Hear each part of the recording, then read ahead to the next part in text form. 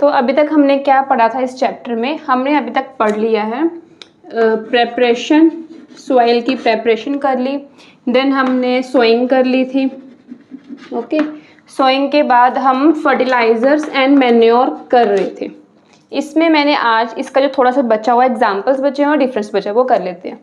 सबसे पहले मैन्योर होते क्या है? मैन्योर एक ऐसी चीज़ जो ऑर्गेनिक है, जो क्या है, एक ऑर्गेनिक सब्सटेंस है। अब मैन्योर बनते कैसे हैं कि मोस्टली फार्मर्स क्या करते हैं, आजकल ये प्रैक्टिस भी काफ़ी कॉमन हो गई है कि फार्मर्स क्या करते हैं, प्लांट्स को, जो भी प्लांट्स के जो पत्ते हो गए, स्टेम्स होगी, ट्विक्स होगी, उन सबको ना गड्ढा खोद के बीच में उसको डाल देते हैं और डिकम्पोज होने के लिए छोड़ देते हैं। वही हमारा मैन्योर है। फर्टिलाइजर्स क्या है? केमिकल्स हैं। ये हो गया। अगर हम इसका डिफरेंस करें, अगर ये केमिकल्स हैं तो ऑब्वियसली ये कहाँ पे बनेंगे? फैक्ट्रीज़ में बनेंगी हमारी, ठीक है। तो फर्टिलाइजर्स का एक डिफरेंस क्या आ गया कि वो फैक्ट्रीज़ में बन रही हैं। ये क्या है? हमारे फैक्ट्रीज़। और ये क्या हमारे मैन मेड आ गए कि हम इसको खुद बना रहे हैं। ये भी अगर तुम लोग बोल सकते हो कि ये भी मैन मेड है, बट इसमें क्या हो रहा है, इसमें पूरा का पूरा प्रोसेस नेचुरली हो रहा है। तो इसमें एक ये चीज़ आ गई। फर्टिलाइजर्स में एक फ़ायदा ये है कि इसमें न्यूट्रिएंट्स काफ़ी ज़्यादा होते हैं, न्यूट्रिएंट्स की अमाउंट काफ़ी ज़्यादा होती है, जिसकी वजह से हमारी प्रोडक्शन भी काफ़ी ज़्यादा आती है। बट मैन्योर क्या है? ये ऑर्गेनिक है, न्यूट्रिएंट्स की अमाउंट इसकी इसमें कम होती है और जो प्रोडक्शन हमारी है वो स्लो आती है। एक चीज़ ये होगी। अब हमारे मैन्योर में एग्जांपल्स क्या आ सकते हैं? मैन्योर में हमारे एग्जांपल्स आ सकते हैं काउडंग।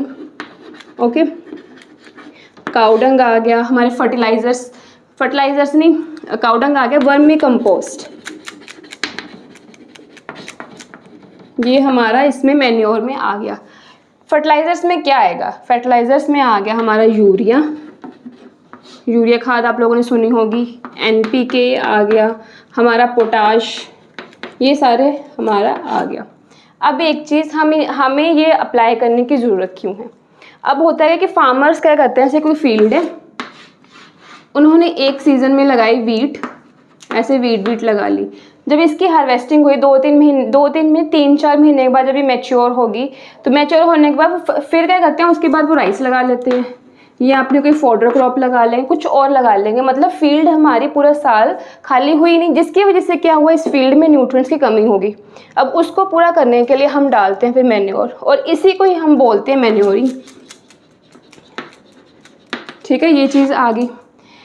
फर्टिलाइजर्स में क्या प्रॉब्लम आती है? फर्टिलाइजर्स में प्रोडक्शन हमारी ज़्यादा आ रही है, बट एट द एंड है तो ये केमिकल्स ही हैं। तो केमिकल्स जब हम खेतों में डालेंगे, जिसकी वजह से क्या होगा, ये क्या करेगा, ये हमारा वाटर पोल्यूशन कर देगा। तो एक ये प्रॉब्लम है। इसलिए आजकल क्या चल रहा है, इसको मैन्योर्स को काफ़ी ज़्यादा आजकल यूज़ कर रहे हैं कि हमें मैन्योर यूज़ करना चाहिए। तो एक चीज़ ये आ गई। अब तुम लोगों के सिलेबस में एक वर्ड है, इसी टॉपिक के नीचे ही है, वो है क्रॉप रोटेशन। अब क्रॉप रोटेशन क्या है? क्रॉप रोटेशन क्या हुई, जब हम कॉन्टिन्यूसली फर्टिलाइजर्स यूज़ करें, जिसकी वजह से क्या हुआ, केमिकल्स की अमाउंट काफ़ी ज़्यादा हो गई हमारे सॉइल में। अब वो चीज़ को ठीक करने के लिए कि हमें यहाँ फर्टिलाइजर्स कम यूज़ करना पड़े, अब क्या है चीज़, एक टेक्निक आती है जिसमें क्या है कि आपने एक टाइम पे वीट लगाई, अगर यहाँ पे क्या है कि फार्मर का फील्ड खाली हो ही नहीं रहा, उसका कोई भी एक ऐसा पीरियड बीच में नहीं आ रहा कि जिसमें वो कुछ मंथ्स के लिए फील्ड खाली हो जाए, जिसमें अगर न्यूट्रिएंट्स की कमी हो तो उसको पूरा कवर कर सके, वो चीज़ हो नहीं रही। अब इसमें क्या होता है, एक टाइम पे सपोज वीट लगा ली, राइस लगा ली, जब इसकी हार्वेस्टिंग होगी फिर लगाते हैं लेग्यूमिनस क्रॉप लगा दी, मटर लगा लिए, पल्सेस लगा ली। उसका फ़ायदा क्या होगा, अब वीट लगाई, जस्ट इमेजिन कर लो, वीट लगाने की वजह से क्या हुआ, नाइट्रोजन की कमी होगी मिट्टी में। वीट की हार्वेस्टिंग हुई, उसके बाद अगर हम लेग्यूम्स लगा लेंगे, लेग्यूम्स किस चीज़ के लिए फेमस है, नाइट्रोजन फिक्सेशन के लिए। तो अब ये क्या करेगा, जो वीट लगाने की वजह से अगर मिट्टी में नाइट्रोजन की कमी हुई थी वो पूरी हो जाएगी। तो ये इस तरह के टेक्निक को हम बोलते हैं क्रॉप रोटेशन, जो आजकल बहुत ज़्यादा चल रही है। क्रॉप रोटेशन चल रही है, मिक्स क्रॉपिंग चल रही है, इंटर क्रॉपिंग चल रही है, अलग अलग मेथड्स हमारे चल रहे हैं। तो ये हमारा हो गया मैन्योर एंड फर्टिलाइजर्स। अब आगे क्या है, इरिगेशन। अब हमने फील्ड प्रिपेयर कर ली, सीड्स भी लगा लिए, प्लोइंग भी कर ली, फर्टिलाइज़र भी डाल दिया। अब हमने क्या करना है, फर्टिलाइजर्स भी डाल दिए, अब हमारी क्रॉप ग्रो कर गई है, अब हमें उसे टाइम टू टाइम पानी भी देना पड़ना है, तो उसी को हम बोलते हैं इरिगेशन। ठीक है, अब एक वर्ड आता है इरिगेशन के साथ रिलेटेड, एक आता है word rain fade, rain fade area या रेन फेड क्रॉप्स। अब ये क्या होती है? रेन फेड क्रॉप्स या एरिया मीन्स ऐसे क्रॉप्स जो बारिशों के ऊपर ही डिपेंडेंट होती है, मतलब बारिश हुई तो क्रॉप लग जाएगी, अगर बारिश नहीं हुई तो उसकी यील्ड भी कम हो जाएगी। अब इरिगेशन, हमारी इरिगेशन प्रैक्टिसेस या इरिगेशन मेथड दो टाइप्स की होती हैं। पहली है ड्रिप इरिगेशन और सेकंड हमारी है स्प्रिंकलर इरिगेशन। ये इसकी दो टाइप्स हैं। ड्रिप इरिगेशन में क्या होता है, ये हमारा प्लांट है कोई, ये कोई प्लांट है, इस प्लांट के ना पास एक पाइप जाती है और इस पाइप में ना जगह जगह पे छेद होंगे ऐसे ऐसे, तो ये पाइप क्या करेगी, जहाँ पे छेद होगा यहाँ पे ड्रॉप बाय ड्रॉप ना पानी छोड़ती जाएगी और इस प्लांट को पानी मिलता रहेगा। ये प्लांट पानी कहाँ से लेगा? रूट से लेगा। यही हमारी होती है ड्रिप इरिगेशन, जहाँ पे पानी बूंद बूंद करके गिर रहा है। अब इस इरिगेशन का फ़ायदा क्या है?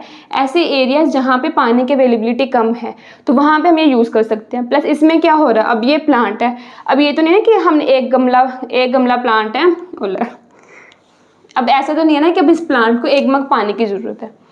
प्लांट ने पानी एट द एंड अल्टीमेटली अपने रूट से ही लेना है। तो अगर हम एक पाइप ऊपर बिछा देंगे, उसमें जगह जगह पे से छेद होंगे, प्रॉपर डिस्टेंस होता है कि क्रॉप बाय क्रॉप भी ये ड्रिप इरिगेशन वाली पाइप आती है कि जैसे कि हमारा, जैसे आपको मैंने बताया था कि जब भी हमने कोई सोइंग करनी है तो हमारा क्या होता है, सीड टू सीड, मतलब plant to plant, row to row ऐसे, और plant to plant distance fixed होता है।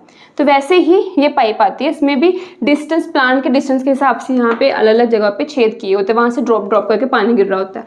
अब इसका फ़ायदा क्या? पानी डायरेक्टली रूट्स में जाएगा, पानी कम यूज़ होगा, पानी की वेस्टेज कम होगी। तो ड्रिप इरिगेशन में ये चीज़ आती है।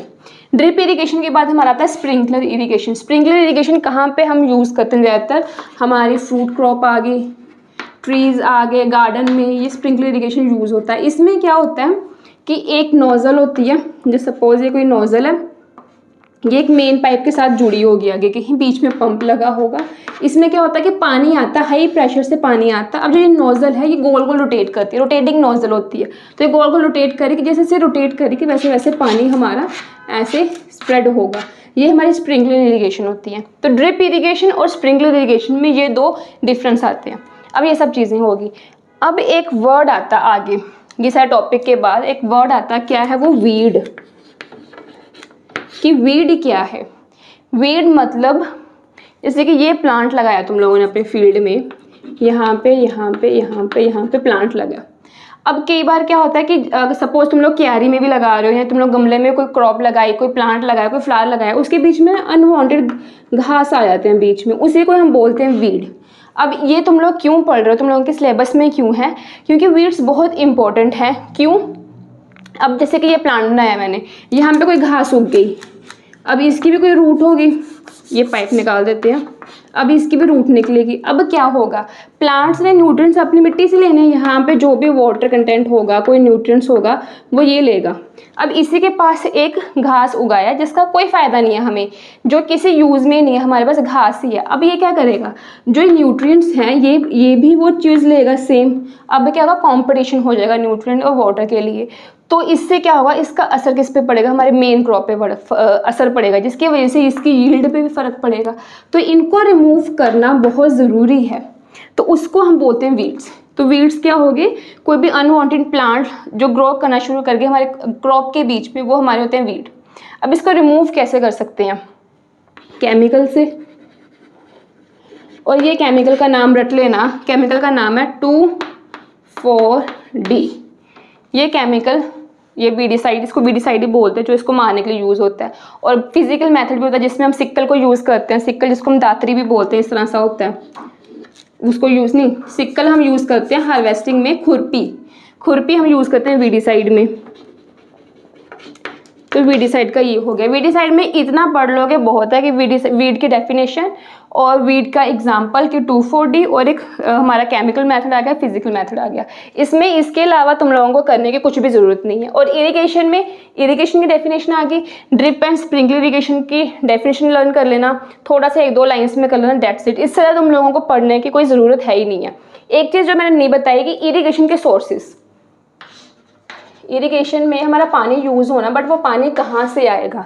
इरिगेशन के सोर्सेज क्या क्या होते हैं? वेल आगे, हमारे कुएँ आगे, रिवर, और क्या होता है लेक्स, और रिवर, वेल, लेक, केनाल, ये हमारे सोर्सेज आगे। ये हमारे 1 मार्क में आ सकता है पेपर में, इससे ज़्यादा कुछ नहीं आएगा इरिगेशन में। 1 मार्क का ये आ जाएगा, या लॉन्ग क्वेश्चंस में बस यही इसकी एक्सप्लेनेशन आ जाएगी। अब ये सब हो गया। अब हमने हमने क्रॉप लगा दी, पानी दे दिया, वीड्स रिमूव कर दिया। उसके बाद क्या हुआ? उसके बाद हमारा आता है हार्वेस्टिंग। अब हमारी क्रॉप पक गई है, मैच्योर हो गई है, अब हमने हार्वेस्टिंग करनी है। हार्वेस्टिंग किससे करते हैं? जो मैंने यहाँ पे गलती से बनाया था सिक्कल, इससे हम हार्वेस्टिंग करते हैं। जब हमें लगा कि हाँ हमारी क्रॉप पक गई है, अगर पल्सेस हैं, पता कैसे लगे पक गई है? अगर पल्सेस हैं तो पल्सेस पॉड में उगती हैं। पॉड मतलब जिसकी फलियाँ होती हैं उसके बीच में पल्सेस होती हैं। स्टार्टिंग में इनिशियल स्टेजेस में पॉड्स ग्रीन कलर की होती हैं, सॉफ्ट होती हैं, फ्लैशी होती हैं, पर जैसे जैसे वो पकना शुरू करती है, जब मीन्स कि जब वो मैच्योर होना शुरू हुई तो ये ड्राई होना शुरू हो जाती हैं। जो बीच की जो पल्सेस हैं ये हार्ड हो जाती हैं, पॉड ड्राई हो जाती है। डैट मीन्स हमारी पकने के मैच्योर होगी हुई है। अगर कोई और क्रॉप है तो उसका कलर चेंज होना शुरू हो जाता है, वो green to golden, brown, red, इस कलर में वो चेंज होना शुरू हो जाती है। डैट मीन्स हमारी क्रॉप पक गई है। तो हम हार्वेस्टिंग कर देते हैं। हार्वेस्टिंग किससे करते हैं? सिक्कल से कर ली हमने। अगर कोई स्मॉल स्केल फार्मर है या कोई मार्जिनल फार्मर है वो मोस्टली यही मेथड्स यूज़ करता है। इसके अलावा क्या यूज़ कर सकता है? कंबाइन, जिसको हम हार्वेस्टर बोलते हैं, इससे हम इसको कर लेते हैं। ये चीज़ आ गई। फिर हार्वेस्टिंग की सब कुछ हो गया। अब लास्ट टॉपिक स्टोरेज, कि अब हमारी फसल का सब कुछ कर लिया, काट भी लिया, अब उसको रखेंगे कहाँ? रखेंगे हम उसको कहाँ पे रखते हैं? गनी बैग्स में। कहाँ पे रखते हैं? गनी बैग्स।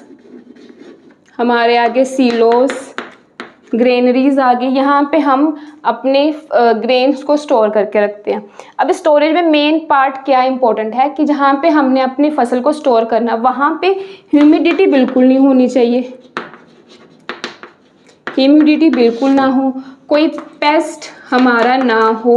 अगर पेस्ट आ गया तो हमारे हमने जो प्रोडक्शन को, यील्ड को स्टोर किया वो ख़राब हो जाएगी। ठीक है।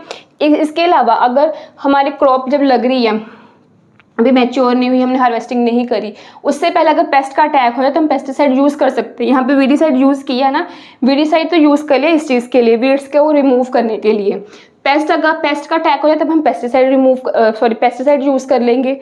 वीडीसाइड को हम कब रिमूव करेंगे? वीड को हम कब रिमूव करेंगे? जब वो वेजिटेटिव फेज में होगा। ये ध्यान में रख लेना। अगर आपके स्कूल में MCQs के वे में क्वेश्चंस आते हैं तो ये आ सकता है कि वीड्स को जब हमने रिमूव करना है तो कब करना है? उसके वेजिटेटिव फेज में। वेजिटेटिव फेज क्या होती है? कोई प्लांट अभी जर्मिनेट किया, उसकी लीव्स आ रही हैं, थोड़ा थोड़ा मैच्योर हो रहा है, स्टेम्स थोड़ी सी उसकी ग्रो कर गई है, वो हमारी वेजिटेटिव फेज होती है। उस टाइम पे कर लो, क्योंकि जब वीड पे फ्लावर्स आ गए, एक बार फ्लावर्स आ गए, डेट मीन सीड्स आ गई, तो फिर वो उस टाइम पे उसको कंट्रोल करना थोड़ा सा मुश्किल हो जाता है। तो वीड्स के लिए हम यूज़ करते हैं वीडीसाइड्स, पेस्ट के लिए हम यूज़ करते हैं पेस्टिसाइड। ये चीज़ आएगी, इस चीज़ का ध्यान रखना है। पेस्ट मतलब कीड़े, चूहे, ये सब हमारे पेस्ट में आते हैं, तो इस चीज़ का हमने ध्यान रखना है। सिलोज यूज़ होते हैं, बड़े बड़े कंटेनर्स होते हैं, ऐसे बड़े बड़े कंटेनर्स होते हैं बिल्डिंग के साइज जितने, कि उसमें ग्रेन्स को स्टोर करने के लिए। इसके अलावा घरों में हम छोटे छोटे मेटालिक कंटेनर्स लेते हैं उसको स्टोर करने के लिए, तो हम इसमें यूज़ करते हैं। मंडियों में गनी बैग्स में स्टोर होते हैं, जिसको हम सैक्स बोलते हैं, वहाँ पे स्टोर होते हैं। तो आपने ये सब क्या कर लिया? अभी हमने सारा कर लिया कि हमने कोई क्रॉप लगानी है। सबसे पहले हमने देख लिया था कि क्रॉप क्या होती है, हमने सीजन्स देख लिए थे, रबी, खरीफ, ज़ैद देख लिया था। फिर हमने ये देखा था कि फील्ड को प्रिपेयर कैसे करना, उसमें प्लोइंग पड़ी थी। देन उसके बाद सोइंग करी थी, सीड्स की सिलेक्शन कैसे करनी, ये किया था। फिर ये भी किया था कि plant to plant, row to row distance भी होना चाहिए अगर हमने सीड की सोइंग करनी है, ये चीज़ पढ़ ली। फिर हमने इरिगेशन करी, मैन्योर फर्टिलाइजर्स करे, देन हार्वेस्टिंग करी, और लास्ट में हमने स्टोरेज कर ली। तो इसी के साथ आपका फर्स्ट चैप्टर खत्म हो गया है। आई होप आपको ये वीडियो पसंद आई होगी। तो इस वीडियो को please like, share and subscribe कीजिएगा।